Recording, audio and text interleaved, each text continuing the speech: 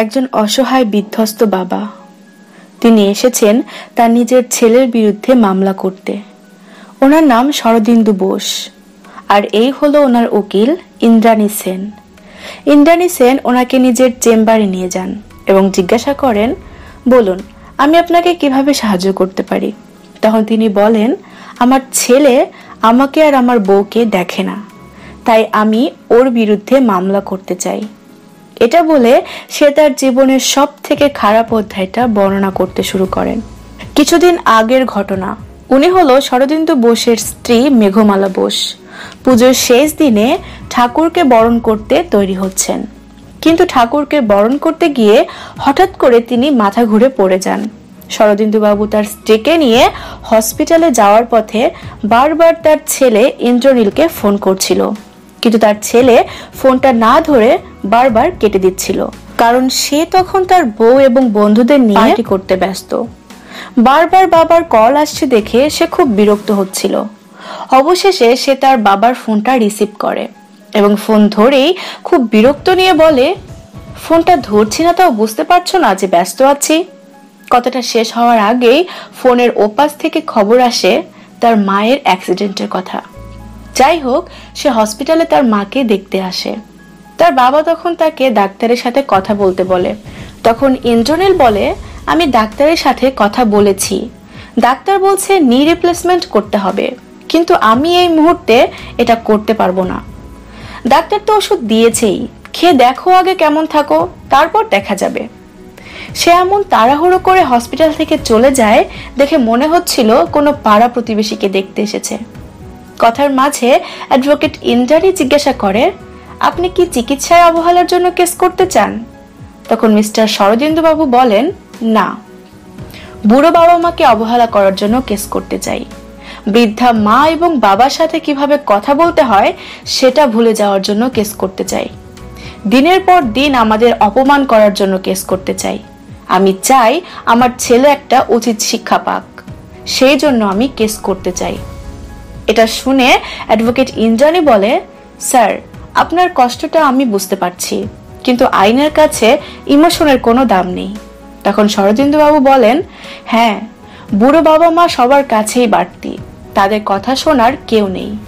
এটা শুনে ইন্দ্রাণীর খারাপ লাগে এবং তিনি বলেন, আপনি বলুন, আমি আপনার কথা শুনবো।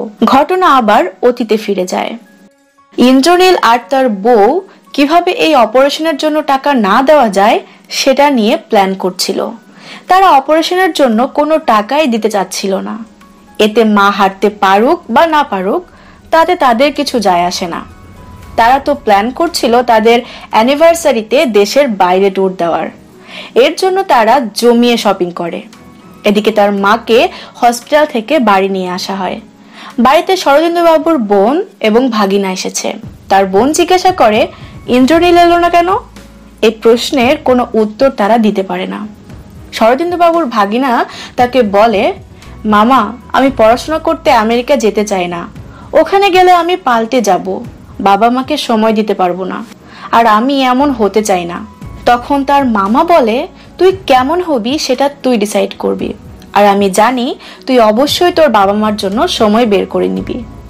এরপর আমরা দেখতে পাই শরদিন্দু বাবু নিজেই টাকা জোগাড় করার চেষ্টা করছে, কারণ তার ছেলের উপর তার বিশ্বাস উঠে গিয়েছিল। এদিকে ইন্দ্রনীলের ছেলে পাবলুর জন্মদিন, তাই তারা অনেক বড় করে জন্মদিন সেলিব্রেট করছে। সেখানে ইন্দ্রনীলের শ্বশুর শাশুড়ি থাকলেও তার বাবা মা সেখানে ছিল না, হয়তো বলতেই ভুলে গেছে। এদিকে ইন্দ্রনীলের মা অসুস্থ শরীর নিয়েও নাতির জন্মদিনে তার নামে পুজো দিতে এসেছে। মন্দির থেকে সে তার ছেলের বউকে ফোন করে পাবলুর সাথে একটু কথা বলার জন্য, কিন্তু তার ছেলের বউ পাবলুর সাথে কথা বলতে না দিয়ে ইচ্ছা করে নেটওয়ার্কের বাহানা দিয়ে ফোনটা কেটে দেয়। রাতে তারা স্বামী স্ত্রী দুজন খাবার খাচ্ছিল। তারা একটা মাছ ভাগ করে খাচ্ছিল, কারণ রাতের খাবারে শুধু একটাই মাছ ছিল। এমন সময় পাশের ফ্ল্যাট থেকে মারধরের আওয়াজ আসে। তখন শরদিন্দু বাবু খাবার রেখেই উঠে যায় সেখানে। গিয়ে দেখে ছেলে তার মাকে মারধর করছে। তখন তিনি এর প্রতিবাদ করে এবং তাকে দেখে বিল্ডিং এর বাকিরাও সেখানে আসে এবং সবাই মিলে ওই ছেলেকে বাড়ি থেকে বের করে দেয়। এই ঘটনার বর্ণনা করতে করতে তিনি বলেন, এই ঘটনা শুধু আমার একার না, আশেপাশে সবার। আমাদের ছেলেমেয়েরা আমাদের নিজেদের বাড়িতেই আমাদের গায়ে হাত তুলছে। এটা কি ভাবতে পারছেন ইন্দ্রাণী ম্যাডাম? এটা শুনে ইন্দ্রাণী বলে, বাবা মার অন্ধ স্নেহ কি এটার জন্য দায়ী নয়? তখন শরদিন্দু বাবু বলেন, আপনি ঠিকই বলেছেন, ভালোবাসা যে মেপে দিতে হয় এটা বাবা মাকে এখন শিখতে হবে। এরপর আমরা আবারও আগের দৃশ্য দেখি। শরদিন্দু বাবু তার স্ত্রীর সাথে ওই ঘটনার ব্যাপারে কথা বলছিল। এমন সময় তাদের ছেলের ফোন আসে। তারা জানায় আগামীকাল তারা বাড়ি আসবে এবং পাবলুকে সারা দিনের জন্য রেখে যাবে। এটা শুনে তারা দুজনই অনেক খুশি হয়। পরদিন শরদিন্দু বাবু বাজারে গিয়ে নাতির পছন্দ মতো গলদা চিংড়ি কিনে নিয়ে আসে এবং তারা দুজনেই অপেক্ষা করতে থাকে কখন তারা আসবে। তারা তো আসে, কিন্তু তাদের ছেলেকে রেখেই চলে যায়, বাসার ভেতরেও ঢুকে না। অবশ্য যাওয়ার আগে ইন্দ্রনীল তার মাকে বলে যায়, রাতে রান্না করো না, চাইনিজ নিয়ে আসবো, তুমি তো পছন্দ করো। খাবার টেবিলে খেতে খেতে পাবলু তার দাদু দিদার সাথে কথা বলছিল। হঠাৎ করে সে বলে, আচ্ছা বাবা কি তোমাদের সাথে থাকতো?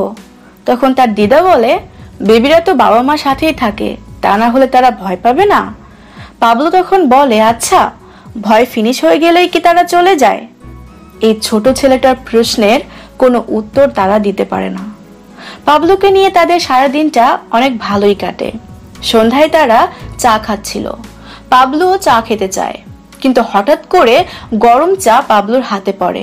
তারা সাথে সাথে তার হাতে পেস্ট লাগিয়ে দেয়। ঠিক ওই মুহূর্তেই পাবলুর বাবা মা চলে আসে। পাবলুর মা ছেলের এই অবস্থা দেখে অনেক ব্যস্ত হয়ে ওঠে। যাই হোক, ইন্দ্রনীল তার বাবাকে নিয়ে ছাদে আসে। তখন তার বাবা বলে, তোর মায়ের হাঁটুর অপারেশনের ব্যাপারে কি ভাবলি? ইন্দ্রনীল তখন বলে, হ্যাঁ সেটা আমার মাথায় আছে, কিন্তু আজকে তোমাকে ছাদে নিয়ে এসেছি একটা অন্য কথা বলার জন্য। আসলে আমাদের কোম্পানি সেক্টর 5-এ একটা অফিস করছে, কিন্তু সেটার কনস্ট্রাকশন আটকে গেছে। ওই এলাকাটা তো শরীর চ্যাটার্জির এরিয়া, আর উনি তো তোমার সাথে কলেজে একসাথেই পড়তো। তো তুমি একটু ওনাকে বলে এই সমস্যার সমাধানটা করে দাও। এই সমস্যার সমাধান হলে আমার আরেকটা প্রমোশন হয়ে যাবে। কিন্তু তার এই প্রস্তাবে তার বাবা রাজি হয় না। তার বাবা বলে, আমি কোনোদিনও কারো কাছ থেকে অপ্রয়োজনীয় কোনো সুবিধা নেইনি আর নেবও না। মনোযোগ দিয়ে কাজ কর, ঠিক প্রমোশন হয়ে যাবে। এটা শুনে ইন্দ্রনীল তার বাবার ওপর প্রচন্ড রেগে যায় এবং তার বাবার সাথে খুব বিচ্ছিরি রকম খারাপ আচরণ করে। শুধু তাই না, তার স্বার্থসিদ্ধি হয়নি বলে সেই বাসায় আর এক মুহূর্তও থাকে না। তার বউ এবং বাচ্চাকে নিয়ে সেখান থেকে চলে যায়। তার মায়ের হাজার আকুতিও তাকে থামাতে পারে না। এসব কিছু শুনে অ্যাডভোকেট ইন্দ্রাণী তার পিএসকে বলে, মানছি ছেলেটা অনেক খারাপ, কিন্তু কেসের কোনো শক্তিশালী পয়েন্ট নেই, ওনাকে যে কি করে বোঝাবো? তখন তার পিএস বলে, আমার বাবা হলে চর মেরে এমন ছেলেকে সোজা করে দিত। ইন্দ্রাণী তখন বলে, জাজও আমাকে এটাই বলবে, তখন আমি কি বলবো? তখন শরদিন্দু বাবু সেখানে এসে বলে, আপনি তখন বলবেন চর মেরে শাসন করা যায়, শিক্ষা দেওয়া যায় না। এরপর তিনি আবারও বলতে শুরু করেন। তার প্রতিবেশী অমিতাভ তার জন্য একটা খুশির খবর নিয়ে এসেছিল। 12 বছর ধরে যে স্কুল রিইউনিয়নের প্ল্যান হচ্ছিল সেটা ফাইনাল হয়ে গেছে। ওখানে তাদের ছোটবেলার সব বন্ধুরা আসবে। কিন্তু শরদিন্দু বাবু তার বউয়ের শরীর ভালো না থাকায় প্রথমে যেতে না চাইলেও তাদের সবার জোরাজুরিতে রাজি হয়। তবে সে খুব খুশি ছিল, কারণ এত বছর পর আবার পুরনো বন্ধুদের সাথে দেখা হবে। রেডি হয়ে বাড়ি থেকে বের হতে যাবে, তখন তার ছেলে এসে তাকে বলে তার বাসার চাবি নিয়ে সেখানে গিয়ে অপেক্ষা করতে, কারণ তার স্ত্রী বাহিরে আছে, না হলে সে বাসায় ঢুকতে পারবে না। তখন তার মা তাকে বুঝিয়ে বলে যে তাদের স্কুলের বন্ধুদের একটা রিইউনিয়ন আছে, তার বাবা সেখানে যাচ্ছে। তার বাবা তাকে খুব অসহায়ের মতো বলে, 12 বছর পর আমাদের এই রিইউনিয়নটা হচ্ছে, জানি না আর কখনো তাদের সাথে দেখা হবে কিনা, অন্য কোনো উপায় কি নেই? কিন্তু তাদের ছেলের কাছে তো তার ইমোশনের কোনো দামই ছিল না, তাই তার আর সেখানে যাওয়া হলো না। অসহায়ের মতো সে তার ছেলের বাসায় আসে। একটু পর এক লোক আসে পর্দা নিয়ে এবং পর্দা কেচে দেওয়ার জন্য 520 টাকা চায়। তখন তিনি তার ছেলেকে ফোন করে এবং এ ব্যাপারে জিজ্ঞাসা করে। তখন তার ছেলে বলে, এসেছে যখন টাকা দিয়ে নিয়ে নাও, আর পর্দাগুলো লাগিয়ে দিও, রাতে পার্টি আছে। এটা বলে সে ফোন রেখে দেয়। বাবার কাছে টাকা আছে কি নেই সেটা একবারও জানতে চায় না। যাই হোক, সে পর্দা লাগাতেই যাচ্ছিল, হঠাৎ তার বন্ধুরা তাকে কল করে। তার বন্ধুরা বলে, এত বছর পর সবাই একসাথে হলাম, তাও তুই এলি না? সবকিছু শেষ হয়ে যাওয়ার আগে অন্তত একবার আমাদের সাথে দেখা করিস। এসব শুনে শরদিন্দুবাবু অনেক কষ্ট পায়, কারণ ইচ্ছা থাকা সত্ত্বেও এত বছর পর সবার সাথে দেখা করতে পারলো না। এদিকে তার ছেলের বউ এসে পর্দাগুলো লাগানো হয়নি দেখে তার শ্বশুরের উপর রাগ দেখিয়ে মুখের উপর দরজা লাগিয়ে দেয়।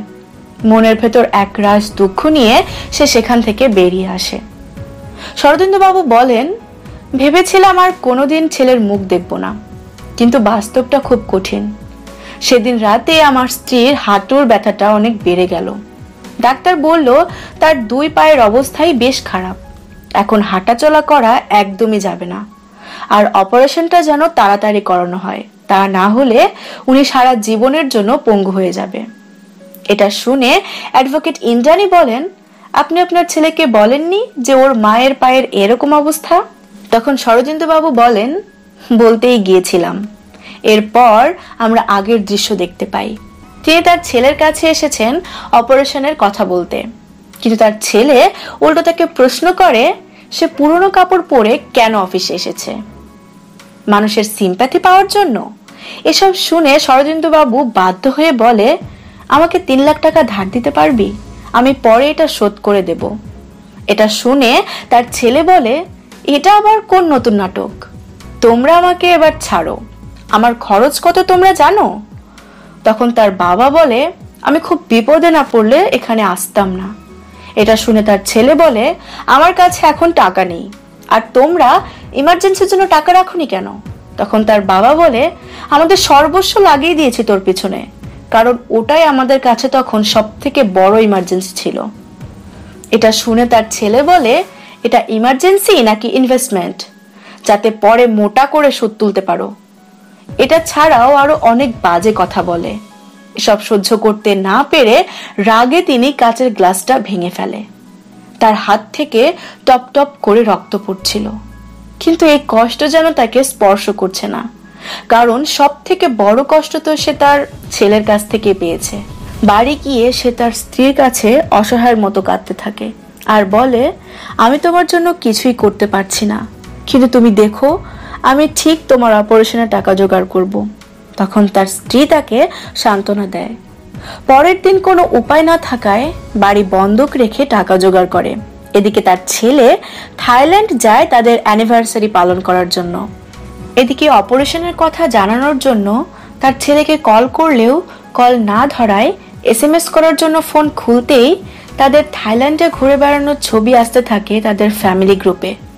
এসব দেখে অমিতাভ বলে, তুই তোর ছেলেকে যা যা শিখিয়েছিলি সব ভুলে গেছে। এ সময় ডাক্তার এসে জানায় অপারেশন খুব ভালো হয়েছে এবং তিনি এখন সুস্থ আছে। শরদিন্দুবাবু তখন বলেন, ও যা যা ভুলে গেছে তা যতদিন পর্যন্ত না ওকে মনে করাতে পারছি ততদিন আমি থামবো না। এরপর সে তার ছেলের কাছে আসে, তাকে জিজ্ঞাসা করে, তোর টাকা থাকা সত্ত্বেও তুই তোর মায়ের অপারেশনটা করলি না কেন? তুই হানিমুন করতে গেলি কিন্তু মায়ের অপারেশনটা করালি না, এই মিথ্যা কথাটা কেন বললি? তখন তার ছেলে বলে, আমি বেশ করেছি মিথ্যা বলেছি, আমার টাকা আমি যেমন মন চাই জীবন কাটাবো, আর এবছর আমার 10th অ্যানিভার্সারি ছিল, সেটা কি ফিরে আসতো পরের বছর? আর অপারেশনটা যে করালে টাকা পেলে কোথায়? টাকা থাকতেও কেন আমার কাছে চাইলে? মানে যে কোনো ভাবে আমার কাছ থেকে টাকা নিতে হবে তোমাদের, তাই না? তার বাবা তখন বলে, আমরা টাকা চাই না, আমরা শুধু আমাদের ছেলেকে চাই, ছেলের বউকে চাই। তুই তোর মায়ের কাছে গিয়ে যদি একটু বসতি তাহলে তোর মায়ের হাঁটুর ব্যথা অর্ধেক কমে যেত। আমরা কি এটুকুও চাইতে পারি না? এটুকু চাওয়ার অধিকারও কি আমাদের নেই? এটা শুনে তার ছেলে খুবই বিরক্তের সাথে বলে, আমি জানতেও চাই না, বুঝতেও চাই না, তোমরা এবার আমাকে ছাড়ো, আমাকে আমার মতো জীবন কাটাতে দাও, তোমার এসব নাটক এবার বন্ধ করো, যাও এখান থেকে, যাও তো। এটা বলে সে তার বাবাকে ধাক্কা দেয়। সব শুনে অ্যাডভোকেট ইন্দ্রাণী তার পাশে এসে বসে এবং বলে, কোর্টে কেস করা নিয়ে আপনার স্ত্রী কি একমত? শরদিন্দুবাবু বলেন, ও হয়তো আমাকে কখনো ক্ষমা করবে না। ইন্দ্রাণী তখন বলে, খুব একা হয়ে যাবেন স্যার, আরেকবার ভেবে দেখুন। এটা শুনে তিনি বলেন, আমি কি ঠিক করছি? অ্যাডভোকেট ইন্দ্রাণী তখন বলে, অবশ্যই, তাহলে আমি একা হতে প্রস্তুত। এদিকে ইন্দ্রনীল তার অফিসে আরেকটি প্রমোশন পেয়েছে, সেটা নিয়ে কথা চলছিল। ওই সময় তার কাছে হাইকোর্ট থেকে একটি সমন আসে। এটা দেখে তো তার মাথা খারাপ হয়ে যায়। সে তার বাবার কাছে যায় এবং এটার জন্য বাবার সাথে খুব চিল্লাচিল্লি করতে থাকে। কিন্তু এবার তার বাবা আর চুপ করে থাকে না, সেও এটার প্রতিবাদ করে। ইন্দ্রনীল তখন সবার সামনে বলে, আমি আমার বাবাকে অস্বীকার করছি, তোমার সাথে কোর্টেই দেখা হবে। বাড়িতে ঢোকার সাথে সাথে তার স্ত্রী তাকে বলে, তুমি কোন সাহসে আমার ছেলের নামে মামলা করেছো? ও তোমায় কি অবহেলা করেছে? মাসে মাসে তো টাকা পাঠায়, আর কত টাকা চাই তোমার? এটা শুনে তিনি বলেন, কত টাকা পাঠায়? মাত্র 15,000। ও কি জানে আমাদের দুজনের ওষুধের বিল কত? আর আমি টাকার জন্য মামলা করিনি। যে ছেলের তার বাবা মার জন্য কোনো সময় নেই, যার কাছে তার মায়ের যন্ত্রণার কোনো দাম নেই, বাবাকে ঘুষ হিসেবে ব্যবহার করে নিজের কাজ আদায় করার জন্য, যে ছেলে মদ খেয়ে নিজের বাবাকে ধাক্কা মারে, আমি তার বিরুদ্ধে মামলা করেছি। আর এটা বাবা হিসেবে আমার দায়িত্ব। তার স্ত্রী তাকে বারবার মামলা তুলে নেওয়ার কথা বললেও সে শোনে না। ইন্দ্রনীলের মা তাদের বারবার ফোন এবং মেসেজ করছে, কিন্তু তারা কেউ তার কোনো উত্তর দিচ্ছে না, কারণ তারা মনে করছে এগুলো সব নাটক। কোর্টের প্রথম দিন জাজ অ্যাডভোকেট ইন্দ্রাণীকে জিজ্ঞাসা করেন, আপনি ফাইল করেছেন, কিসের ভিত্তিতে ফাইল করেছেন? তখন ইন্দ্রাণী বলে, আন্ডার সেকশন 125 অফ সিআরপিসিতে আমি আমার ছেলের বিরুদ্ধে ফাইল করছি। তখন জাজ বলে, এ ব্যাপারে আপনার কি বক্তব্য আছে বলুন। তখন সে তার বক্তব্য শুরু করে। সে বলেন, আমাদের দেশে 15 কোটিরও বেশি মানুষ 60 ঊর্ধ্ব এবং তাদের মধ্যে বেশিরভাগই পরিত্যক্ত, কিন্তু তারা একেবারে চুপ, কারণ তারা আন্ডার সেকশন 125 সিআরপিসি এই আইন সম্পর্কে কিছুই জানে না। শুধুমাত্র মাসে 15,000 টাকা দিয়ে গা ঝেড়ে ফেললে হবে না। আপনার যতটুকু সামর্থ্য বাবা মাকে ঠিক সেভাবে দেখতে হবে। তাই বলে আপনি মার্সিডিজ চড়বেন আর আপনার বাবা মা বাসে ধাক্কা খাবে? আপনি 5 স্টারে খেতে যাবেন আর আপনার বাবা মা একটা মাত্র মাছ ভাগ করে খাবে? না স্যার, আইন এটা কখনোই মেনে নিতে পারে না। ইন্দ্রনীলের পক্ষের উকিল এটা ডিফেন্স করে। তিনি বলেন, বাবা মারা আসলে ছেলে মেয়েদের এটিএম কার্ডের মতো মানুষ করে। তারা ছেলে মেয়েদের জন্ম দেয়, এজন্য টাকা চাই। তাদেরকে মানুষ করেছে, এজন্যও টাকা চাই। এতই যখন সমস্যা, তাহলে সন্তান জন্ম দেন কেন? আর আমি প্রমাণ করে দেব যে শরদিন্দু বোস খুবই অলস এবং স্বার্থপর একজন মানুষ। তিনি শুধু টাইম লাইনে থাকার জন্য এই কেসটা করেছেন। এরপর অ্যাডভোকেট ইন্দ্রাণী শরদিন্দু বোসকে জিজ্ঞাসা করেন, তিনি স্বেচ্ছায় রিটায়ারমেন্ট নিয়েছিলেন কেন? তখন তিনি বলেন, তার ছেলের গ্র্যাজুয়েশনে গোল্ড মেডেল পাওয়ার পর তারা চেয়েছিল তাদের ছেলে কলকাতায় এমবিএ করবে, কিন্তু তাদের ছেলে এটা চায়নি। সে চেয়েছিল সিঙ্গাপুরে গিয়ে এমবিএ করতে এবং সেটার জন্য 30 লক্ষ টাকার প্রয়োজন ছিল। আর সেই টাকা জোগাড় করার জন্যই তিনি বাধ্য হয়ে স্বেচ্ছায় রিটায়ারমেন্ট নিয়েছিলেন। কিন্তু প্রতিপক্ষের উকিল তখন বলেন, উনি রিটায়ারমেন্ট নিয়েছিলেন, কিন্তু ওই টাকা তার ছেলেকে দেননি। ইন্দ্রনীল নিজে লোন করে পড়তে গিয়েছিল। এরপর তিনি ইন্দ্রনীলকে প্রশ্ন করেন। তিনি বলেন, আপনার বাবা রিটায়ারমেন্ট নেওয়ার পর আর কোনো কাজ করেছিলেন কি? তখন সে বলে, না, তার বাবা কোনো কাজ করেনি, কারণ তার বাবা সব কাজকে ছোট মনে করতেন। এই কথাটা যে পুরোপুরি মিথ্যা সেটা আমরা তখনই বুঝতে পারি। তার বাবা রিটায়ারমেন্টের পর একটা ছোট দোকানের হিসেব রক্ষকের কাজ করেছেন এবং গরমে অনেক কষ্ট করে পাবলিক বাসে চলাফেরা করেছেন, কারণ তিনি কোনো কাজকে ছোট মনে করতেন না। কিন্তু তার শারীরিক অসুস্থতার জন্য সে তার চাকরি করতে পারেনি এবং সেটার প্রমাণ তার পক্ষের উকিল জাজকে দেখায়। এভাবে দুজনের তর্ক বিতর্কে প্রথম দিন শেষ হয়। এদিকে তাদের ছেলের বউ লোকের সিম্প্যাথি পাওয়ার জন্য লাইভে এসে তার শ্বশুরের নামে নানা রকম উল্টোপাল্টা কথা বলতে থাকে। শরদিন্দু বাবুর বাড়িতে যে মেয়ে কাজ করে সে তাদের অনেক ভালোবাসে।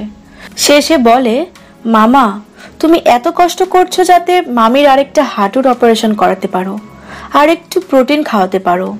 কিন্তু ওরা না তোমার সম্পর্কে অনেক খারাপ কথা বলছে। তখন শরদিন্দুবাবু বলেন, এদেশে সবার নিজের কথা বলার অধিকার আছে, তাই কারো কথায় কখনো কষ্ট পাস না।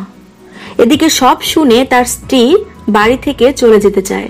সে বলে, তোমার জন্য কারো কাছে মুখ দেখাতে পারছি না, ছেলের বউ কেউ ফোন ধরছে না। আমার ছেলেকে যে এত কষ্ট দিয়েছে তাকে আমি কখনো ক্ষমা করব না। শরদিন্দুবাবু অনেক কষ্টে তার স্ত্রীকে সামলায়। এদিকে ইন্দ্রনীলকে তার মা ফোন দিচ্ছিল আর সে তার মার ফোন কেটে দিচ্ছিল। তখন তার অ্যাডভোকেট বলে, তোমার মায়ের সেন্টিমেন্টটা তোমার জন্য অনেক জরুরি, তাই এখন তোমার মায়ের সাথে ভালোভাবে কথা বলো এবং তোমার মাকে তোমার পক্ষে নিয়ে এসো। এটা শুনে সে তার মায়ের কাছে যায় এবং তার পক্ষে পরদিন কোর্টে নিয়ে আসে। তাদের উকিল ইন্দ্রনীলের স্ত্রীকে প্রশ্ন করে তার শাশুড়ির অপারেশনের জন্য তারা টাকা দিতে চেয়েছিল কিনা। তখন তিনি একের পর এক মিথ্যা কথা বলে। তিনি বলে তারা টাকা দিতে চেয়েছিল, কিন্তু তার শ্বশুর আরো দামি হসপিটাল এবং দামি ডক্টর চাইছিল। এরকম একের পর এক মিথ্যা কথা শুনে মেঘমালা বোসের অনেক খারাপ লাগে, কারণ নিজের স্বামীর সম্পর্কে মিথ্যা কথা শুনতে কারোরই ভালো লাগে না। কোর্ট শেষে এক অজানা মহিলা এসে তাকে অনেক আজে বাজে কথা বলতে থাকে। এসব দেখে ইন্দ্রনীলকে তার মা সেখানে যেতে বলে এবং থামাতে বলে, কিন্তু সে সেসব কথায় কান না দিয়ে তাকে নিয়ে চলে যায়। এদিকে মেঘমালা বোস টিভিতে দেখে তার ছেলে বলছে তাদের 5 স্টারে বিয়ের রিসেপশনের টাকা তারা নিজেরাই দিয়েছে, তাদের বাবা কিছুই দেয়নি। এটা শুনে তার মায়ের পুরনো কথা মনে পড়ে যায়। তাদের ছেলে তাদের এসে বলেছিল যদি 5 স্টারে রিসেপশন না হয় তাহলে সে বিয়ে করবে না।